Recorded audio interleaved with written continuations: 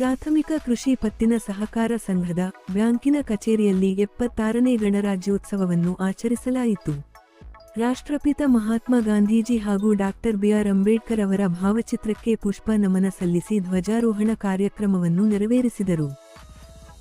ಈ ಸಂದರ್ಭದಲ್ಲಿ ಬ್ಯಾಂಕಿನ ಅಧ್ಯಕ್ಷರಾದ ಶ್ರೀ ಮಹಾಂತೇಶ ಶಿವಪ್ಪ ಹೊಳಿ, ಉಪಾಧ್ಯಕ್ಷರಾದ ಶ್ರೀಮತಿ ಮಲ್ಲವ್ವ ಮಹಾಂತೇಶ ಹನುಮನಾಳ, ಬ್ಯಾಂಕಿನ ನಿರ್ದೇಶಕರಾದ ರವಿ ಚಿತ್ತರಗಿ, ವಿನೋದ ಬಾರಿಗಿಡದ್, ಬಸಪ್ಪ ಬಾದವಾಡಗಿ, ಶ್ರೀಮತಿ ಅಂಬಿಕಾ ಪಾಟೀಲ್, ಪರನಗೌಡ ಪಾಟೀಲ್, ರಾಯನಗೌಡ ಪಾಟೀಲ್, ಗುಪ್ಪ ಪಲ್ಲೇದ್, ಪರಶುರಾಮ ಕತ್ತಿ, ಗುರಸಂಗಪ್ಪ ಗಾಣಿಗೇರ್, ಗೌಡಪ್ಪ ಕರಡಿ ಮುಖ್ಯ ಕಾರ್ಯನಿರ್ವಾಹಕರು ಆದ ವೀರೇಶ ಹೂಗಾರ, ಬ್ಯಾಂಕಿನ ಸಿಬ್ಬಂದಿ ವರ್ಗದವರಾದ ಸಿದ್ದರಾಮೇಶ್ವರಯ್ಯ ನಂದಿಕೊಲಮಠ, ಶಂಕರಲಿಂಗ ಹೂಗಾರ, ಕಳಕಪ್ಪ ಪಾಟೀಲ, ಸಂಗನಗೌಡ ಪಾಟೀಲ, ಕಿರಣ ಕಾಂಬಳೆ ಮತ್ತಿತರರು ಉಪಸ್ಥಿತರಿದ್ದರು.